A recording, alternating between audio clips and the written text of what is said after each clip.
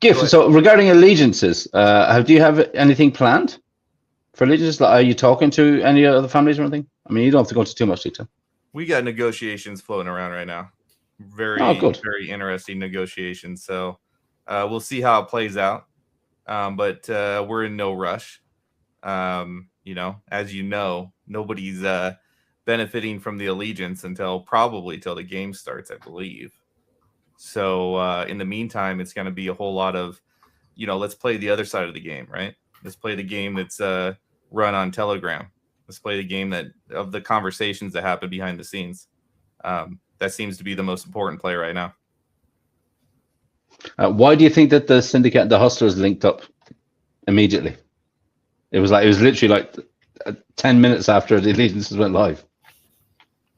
Well, I don't know. I probably have more information than I should on that matter, so I'd probably defer not to comment on it. Other than that was a good move for the syndicate for sure, and they deserve some congratulations on that.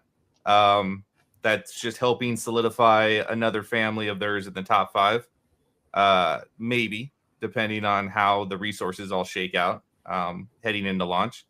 But currently speaking, it looks like it was a good play for the syndicate. Yeah, I think KvltDeFi actually complimented Archie on it earlier on in the stream. Good.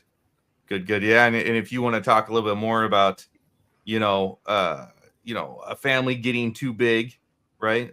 Like too big to where they just kind of control everything. I mean, the layout of the family vault payouts are fantastic because, for one, it doesn't matter how big. Like let's use the syndicate as an example. It doesn't matter how big they get, as long as they hold down the number 1 slot, their payouts are going to be the same, right? So it doesn't matter if they continue to get big, if their worth goes over like $1 million or something like that. Like it doesn't. Their payouts are still the same. Now, obviously, through allegiances and maybe absorbing other families, they can get more families in that top 5.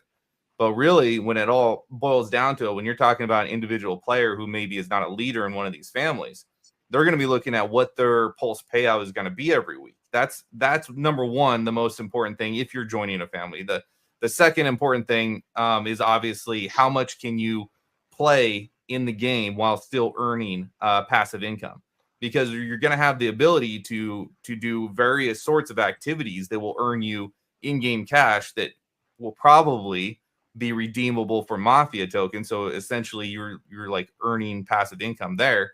But on the family payout side, you're earning some passive pulse income. Now, if you really take the time and you start looking into each family and you look at, okay, what's a player worth that has like around 1,000, right? A smaller player, right?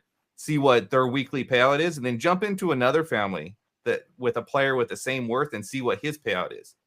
They're going to be 2 different things. And it doesn't matter if the family's saying, well, we pay out a higher percentage. It's like, cool, but how many members you got? And what's your average worth of each member? Because that math will play out in a certain way to where it may be advantageous to join a smaller family that's also in a higher rank, because your weekly payout will be bigger.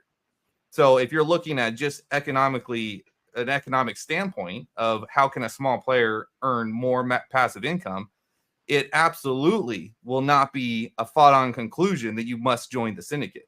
That's absolutely not true. So that being said, as time goes on, we'll see how all that shakes out. But that's something that new players or players that are looking to move between families should keep an eye on. And we'll see if new players understand that dynamic or if they just all jump into the top family. Yep. It'll be, magnets for different types of players to magnetize towards whatever fits their natural resonance, right? Well, I try to approach this game as a game dev first mentality, and then a player second, because I want everyone educated on how I'm not on the other end of the rope for once, thank God, and how I see the other end of the rope being, so everyone's educated unilaterally together by someone that can speculatively talk without being under encroachment of promises, right? So, we have a no promise mentality in gift tech, but I can unilaterally speak with knowing the fact that it's a live wiki. Everything in the game can change and should change based on a protocol first mentality. But I at least can try to give people level up into understanding the game of checkers and chess at the exact same time. So that way everyone really enjoys the experience that this can become and evolve into, in 1 year, 2 years, 5 years.